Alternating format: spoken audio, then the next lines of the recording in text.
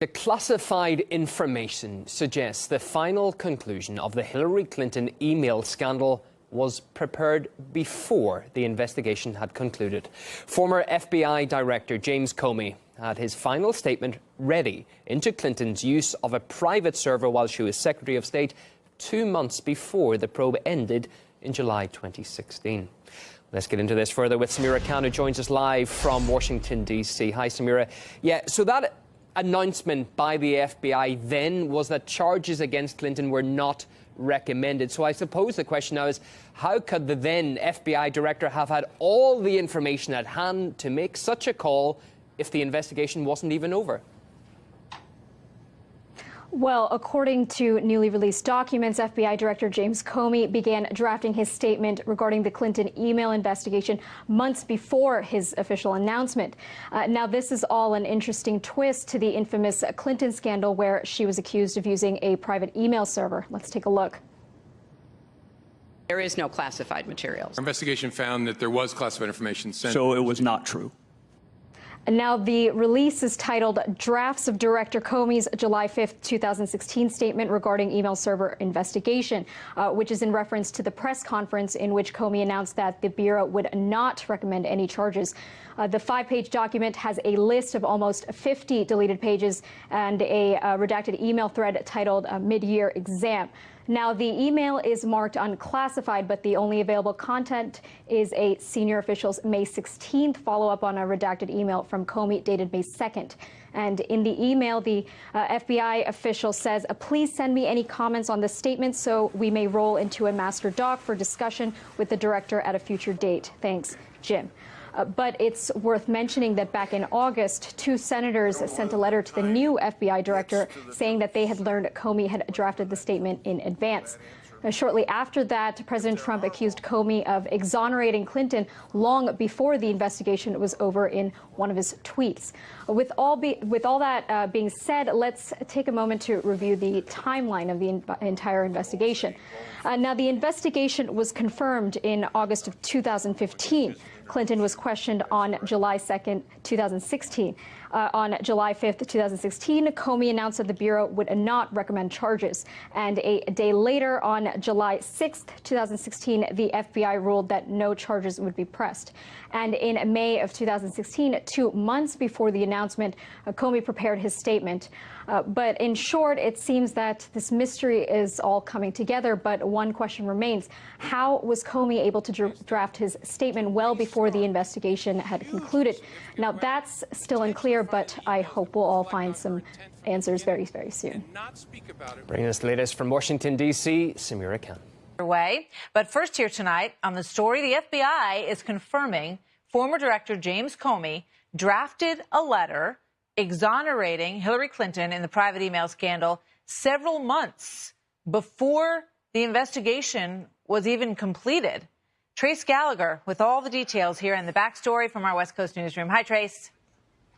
Hi, Martha. It's unclear exactly when former FBI Director James Comey drafted the letter regarding Hillary Clinton's email investigation, but we now know Comey sent the draft to his Deputy Director Andrew McCabe, General Counsel James Baker, and Chief of Staff James Rubicki on May 2nd, 2016, which is more than 2 months before then-Director Comey issued this now infamous statement. Watch.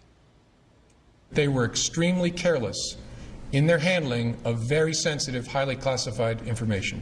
We cannot find a case that would support bringing criminal charges on these facts. The May 2nd date of Comey's draft letter is also well before FBI agents had conducted all the interviews of key witnesses, including Hillary Clinton.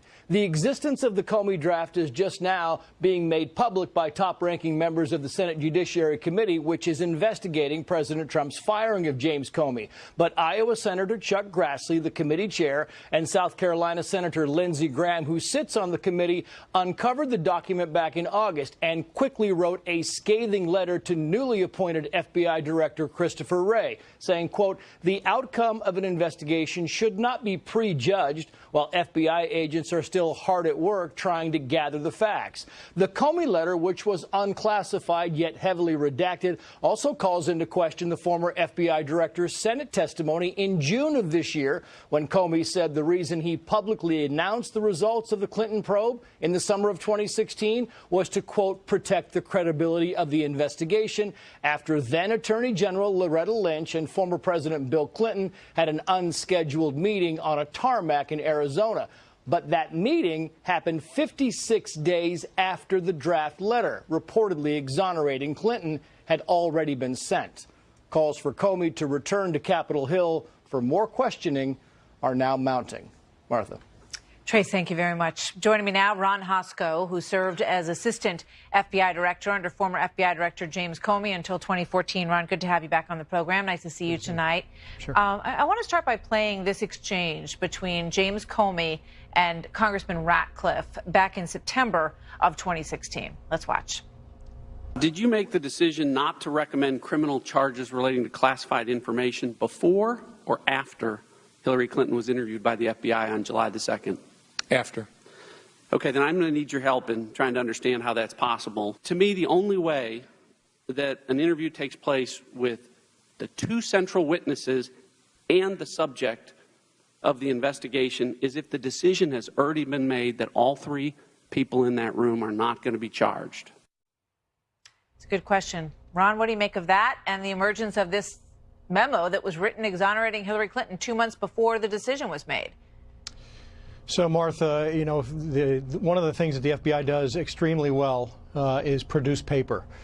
The director, you know, the senior leadership of the FBI is in briefings for much of their day, reading papers about significant cases and very often producing those papers to push further up into the food chain.